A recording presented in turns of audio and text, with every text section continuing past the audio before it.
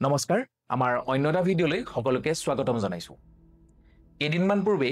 ৰবি শৰ্মাৰ ৰুদ্ৰ নামৰ সিনেমাখন ৰিলিজ হৈছে একচন আছে এক্টিংও ভাল হৈছে সকলোৱে যেন ছবিঘৰত গৈ সিনেমাখন চাই আৰু অসমীয়া ফিল্ম ইণ্ডাষ্ট্ৰিটোক সাপোৰ্ট কৰে আজি আমি সিনেমাখনৰ ৰিভিউ নহয় সিনেমাখনত দেখুৱা এটা কথাহে পাতিবলৈ বিচাৰিছো ৰুদ্ৰৰ মেইন ভিলেনজনৰ নাম হৈছে Vanraj Vanraj, the most wanted man. সিনেমাখনত তেওঁ এজন নক্সালী সন্ত্ৰাসবাদী বুলি দেখুওৱা হৈছে বৰ্তমান ভাৰত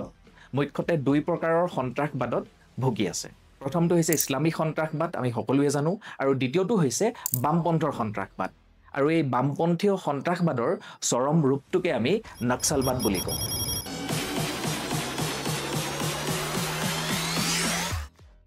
সহজতে বামপন্থী বুলিলে মাৰ্ক্সৰ পৰা প্ৰেৰিত বিচাৰধাৰাক বুজোৱা হয় এই বামপন্থ বিচাৰধাৰাই ব্যক্তিগত সম্পত্তিক বিশ্বাস নকৰে কিন্তু এই বিচাৰধাৰাৰ চিন্তনীয় বিষয়টো হৈছে ভায়োলেন্স বা হিংসা বামপন্থ বা মাৰ্ক্সবাদে নিজৰ বিচাৰধাৰা বিস্তাৰ কৰিবলৈ প্ৰচাৰ কৰিবলৈ হিংসা বা ভায়োলেন্সৰ প্ৰশ্ৰয় লয় সকলোৱে নিজৰ বিশ্বাস বিচাৰধাৰা আদৰ্শ পন্থ প্ৰচাৰ কৰিবলৈ বিস্তাৰ কৰিবলৈ বিচাৰে কিন্তু অকল ৰেডিকেল ইছলাম আৰু বামপন্থহে নিজৰ বিচাৰধাৰা প্ৰচাৰ কৰিবলৈ বিস্তাৰ কৰিবলৈ ভায়োলেন্স বা হিংসাৰ প্ৰয়োগ কৰে আমি সকলোৱে জানো শংকৰদেৱে শ্ৰীকৃষ্ণৰ নাম প্ৰচাৰ কৰিছিল গৌতম বুদ্ধই মহাবীৰে নিজৰ নীতি আদৰ্শ প্ৰচাৰ কৰিছিল কিন্তু ৰেডিকেল ইছলাম আৰু মাৰ্ক্সবাদৰ নিচিনাকে কোনো ভায়োলেন্সৰ সহায় লোৱা নাই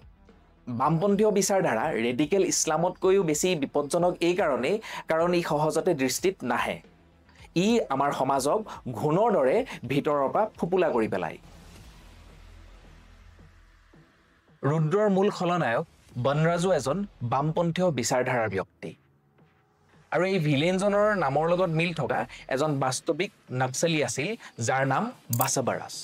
বাছাবাৰাজৰ আচল নাম আছিল নিম্বলা কেশৱৰাও 1955 চনত অন্ধ্ৰপ্ৰদেশৰ এখন সৰু গাঁৱত জন্ম বাছাবাৰাজো আছিল বুৰহান ৱানীৰ দৰে এজন সাধাৰণ মাষ্টৰৰ পুতেক কিন্তু বুৰহান ৱানীতকে বহুত অধিক ডেঞ্জাৰাছ আছিল এই বাছাবাৰাজ ৱাৰেংগুলৰ ৰিজনেল ইঞ্জিনিয়াৰিং কলেজত বিটেক কৰাৰ সময়ত কমিউনিষ্ট পাৰ্টি মাৰ্ক্সিষ্ট লেনিনিষ্টৰ লগত তেওঁৰ সম্পৰ্ক হৈছিল আৰু 1984 চনলৈকে বাছাবাৰাজ সম্পূৰ্ণ ৰেডিকেলাইজ হৈ আণ্ডাৰগ্ৰাউণ্ড হৈ পৰে এলটিটিৰ পৰা ট্ৰেইনিং লোৱা বাছাবাৰাজ লুকাই এটেক কৰা আৰু এক্সপ্লোচিভ বনোৱাত পাৰ্গত আছিল বাছাবাৰাজৰ পত্নী শ্ৰদ্ধাও এগৰাকী দুৰ্ধৰ্ষ নক্সালী আছিল আমি জানিব পৰাৰ মতে 2010 চনত সুচাইড কৰাত তেওঁ মৃত্যু হয় ৰুদ্ৰ সিনেমাখনত দেখুৱাৰ মতে ভাৰতত চলি থকা নক্সালী সন্ত্ৰাসবাদৰ আঁৰত বনৰাজৰ হাত আছিল আৰু বাস্তৱিকতাত 2000ৰ পৰা 2025 চনলৈকে যিমানবিলাক নক্সালী আক্ৰমণ হৈছে তাৰ আঁৰত আছিল বাছাবাৰাজ 2003 চনত সেই সময়ৰ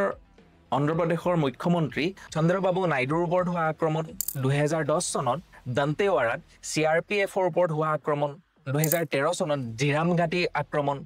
2019 চনত গাডচিৰোলীত পুলিচৰ ওপৰত হোৱা আক্ৰমণ ছত্তীশগড় ঝাৰখণ্ড তেলেংগানা মহাৰাষ্ট্ৰ এই ৰাজ্যবিলাকৰ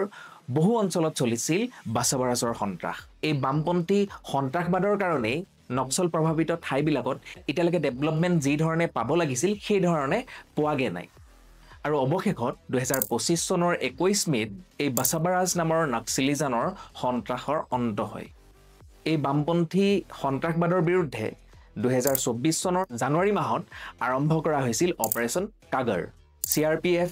cobra commando greyhound district reserve force আৰু ষ্টেট পুলিচকে ধৰি প্ৰায় 1 লাখ সৈনিক এই অপাৰেশ্যনটোত অন্তৰ্ভুক্ত অপাৰেশ্যন কাগৰৰ লক্ষ্য হৈছে 2026 চনৰ মাৰ্চ মাহৰ ভিতৰত ভাৰতক নক্সল মুক্ত কৰাৰ অপাৰেশ্যন কাগৰ বৰ্তমান সফলতাৰে চলি আছে হাজাৰতকৈও অধিক নক্সালী এৰেষ্ট হৈছে বহুতে প্ৰাণ হেৰুৱাইছে বহুতে সাৰেণ্ডাৰো কৰিছে 2025 চনৰ 21 মে দিনা ছত্তীশগড়ৰ আভুজমাৰ নামৰ জংঘলত 50 ঘণ্টীয়া এটা এনকাউণ্টাৰৰ অৱশেষত বাছাবাৰাজৰ মৃত্যু হয় অপাৰেশ্যন কাগৰ আৰম্ভ হোৱাৰ পৰা নক্সল প্ৰভাৱিত অঞ্চল সংকীৰ্ণ হৈ আহি আছে আৰু হয়তো নক্সল প্ৰভাৱিত যি আমি ৰেড কৰিডৰ বুলি জানো এই ৰেড কৰিডৰটো 2026 লৈকে আৰু নাথাকিব কিন্তু জংঘলৰ পৰা বামপন্থী শেষ হৈ গলে বা ৰেড কৰিডৰ নাইকিয়া হৈ গলে সমস্যাটো শেষ হ'ব জানো আজি বামপন্থীয় বিচাৰধাৰা এন্টাৰটেইনমেন্টৰ পৰা স্কুল কলেজলৈকে বিয়পি পৰিছে যিবিলাক আৰবান নাক্সেলছ আছে, নাক্সেল উইদাউট আৰ্মছ আছে, সেইবিলাকে আমাৰ মাজতে তেওঁলোকৰ কাম কৰি আছে। এই বামপন্থীৰ বিচাৰধাৰাৰ বিৰুদ্ধে আমাৰ সমাজখন সচেতন হ'ব লাগিব, সজাগ হ'ব লাগিব, প্ৰস্তুত হ'ব লাগিব। এই বিষয়টোক লৈ আপোনালোকে কি ভাবে কমেণ্ট কৰি জনাব আৰু সকলোকে আমাৰ চেনেলটো ছাবস্ক্ৰাইব কৰিবলৈ, ভিডিঅ'টো শ্বেয়াৰ কৰিবলৈ অনুৰোধ জনালোঁ। নমস্কাৰ।